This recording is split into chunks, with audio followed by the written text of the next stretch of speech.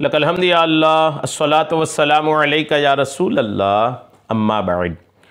सिलसिला है नाजरीन के सवालों के जवाब देने का। नाजरीन में से एक ने हमारे किसी वीडियो के कमेंट्स में ये सवाल किया है कि अगर इमाम को जमात के साथ नमाज़ पढ़ने आप गए, इमाम को अगर रुकू में पाया, और एक सूरत ये और दूसरी सूरत है कि रुकू में नहीं पाया, सजदे में पाया, तो रकत कब मिली कब नहीं मिली, या इमाम को रुकू में पाना कितना हिस्सा ज़रूरी है उस रकत को काउंट करने के लिए, शुमार करने के लिए।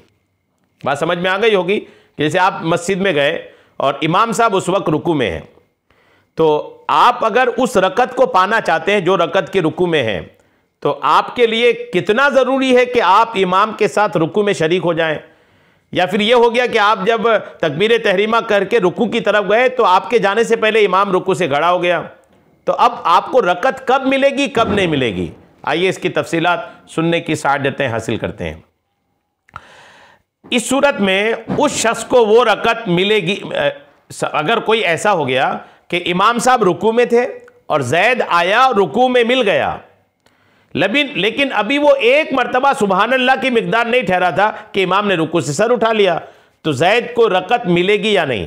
तो याद रखिएगा कि अगर कोई इमाम को रुकू में एक लम्हा के लिए भी पा लिया कि इमाम रुकू में था और ये भी आकर नियत बांध करके रुकू में शरीक हो गया, एक लम्हा के लिए भी अगर रुकू में मैच कर गया इमाम के साथ, तो वो रकत उनको मिल गई।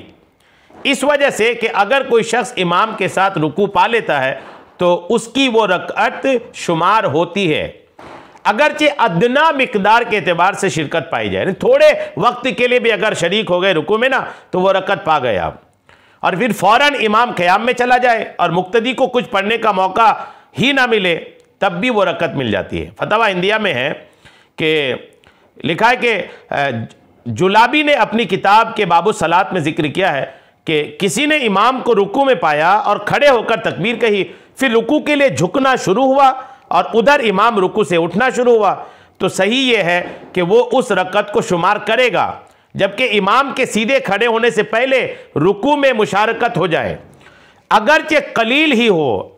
ऐसा ही मेराजुद दिरारिया में है, बार शरीयत में है कि इमाम रुकू में था और ये तकबीर कहकर झुका था कि इमाम खड़ा हो गया, तो अगर हद्दे रुकू में मुशारकत हो गई अगरचे कलील, तो रकत मिल गई। बार शरीयत जिल्द 1 हिस्सा 4 और फतवा हिंदिया किताबुस सलात जिल्द 1 सफ़ा 120 में। यानी आप जब गए मस्जिद में तो ऐसा मामला था कि आप रुकू की तरफ जा रहे थे और इमाम साहब उठ रहे थे, तो जैसे ही उठना शुरू करते हैं ना, तो वैसे ही फौरन रुकू से बाहर नहीं हो जाते।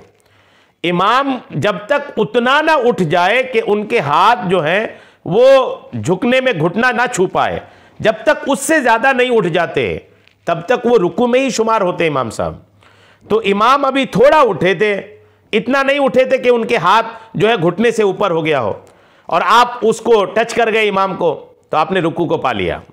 और अगर इतना भी नहीं हुआ तो आपकी वो रकत नहीं मिली। अगर इमाम को आपने थोड़ी देर के लिए भी रुकू में पा लिए, एक लम्हे के लिए भी, तो आपकी वो रकत काउंट की जाएगी, शुमार की जाएगी। अगर आपने रुकू में नहीं पाया तो आपकी वो रकत शुमार नहीं की जाएगी। उम्मीद है बात आपको समझ में आ गई होगी। अल्लाह करीम हम सबको शरीअत के तमाम मसाइल सीखने, समझने और उस पर अमल की तौफीक अता फरमाए। आमीन बिजाहिन नबील अमीन सल्लल्लाहु तआला अलैहि वसल्लम।